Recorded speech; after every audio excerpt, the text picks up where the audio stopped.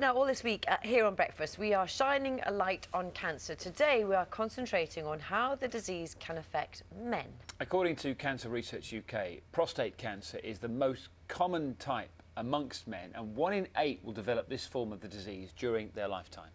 More than half of cases are diagnosed in men over 70, and black men are twice as likely to get a diagnosis, although no one knows yet why that is. Scientists are trying to find out. Well, in this special two-part report, the BBC's Nigeria correspondent Martin Patience looked at the search for answers in West Africa. But our story actually begins with Breakfast's John Maguire and a mechanic in London's East End who is trying to make a difference. Errol McKellar can fix fan belts, change oil and check tyres. He can also save lives. Whilst undergoing treatment for prostate cancer himself, he made a spontaneous pledge to a customer. Get tested and I'll give you a discount. He had traces of cancer in his prostate.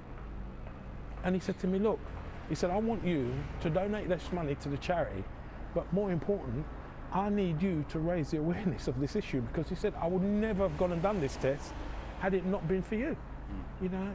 And we both stood there in tears because I just thought, well, how frightening is this? The PSA test isn't foolproof. It can indicate problems when there are none or failed to detect cancer. But Errol's determined to raise awareness, giving out 100 leaflets a day. Even passing celebrity Mark Wright gets collared. And women who persuade male friends and family to take the test also save on their garage bill. Black men are twice as likely to have prostate cancer than white men. At Professor Frank Chinegwendo's clinic in East London, we meet Nigel Ellis, who was diagnosed 16 years ago. He recognises for many this is a taboo subject. They seem to think it's something that, as we say, we don't know if it's lifestyle, but they're afraid to talk about it, especially in the presence of women, you know. Professor Chinegwendo's working to find out why black men are a higher risk. Could a solution be found in West Africa? Martin Patience, the BBC's Nigeria correspondent, takes up the story. Both his parents are from here, so Frank's trip is personal as well as professional. As the most populous nation in Africa, Nigeria is key to prostate cancer research. Robotic arms eliminate the surgical tremor. Frank's part of an international team of doctors and scientists researching the causes of the disease. If we're looking for answers, it's best to come to the source of black men. And the slave trade, for example, from the west coast of Africa, many of them were Nigerians. And where these Nigerians have ended up, the African diaspora, in Brazil, the Caribbean, the UK and the US of A, that's where you get the highest rates of prostate cancer. He's visiting a lab where research has been carried out on genetic samples provided by Nigerian men. These scientists may one day revolutionise our understanding of the disease. What we are trying to find out here is to compare the genetic profile of prostate cancer patients in Nigerian men, and those of other races, to see if there are differences and if there are comparisons. The findings of the research are not expected to be published for 2 or 3 years.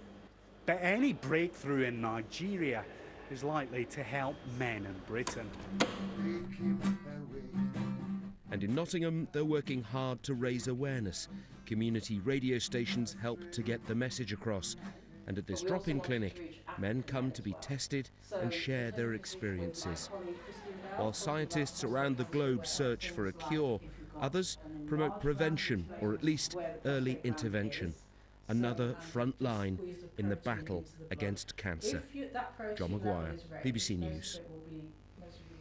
I love Errol's approach. He's a bit of a star, isn't he? Isn't he? Handing out the leaflets outside the garage. Excellent. If you'd like to find out more about how to spot the signs of prostate cancer, there is a video actually explaining the symptoms on the Breakfast Facebook page and also on the BBC News website. And if that piece or anything else this week has given you some questions you'd love to know the answer to, our Macmillan nurse John will be on the sofa later in the programme. So do get in touch on email or via social media.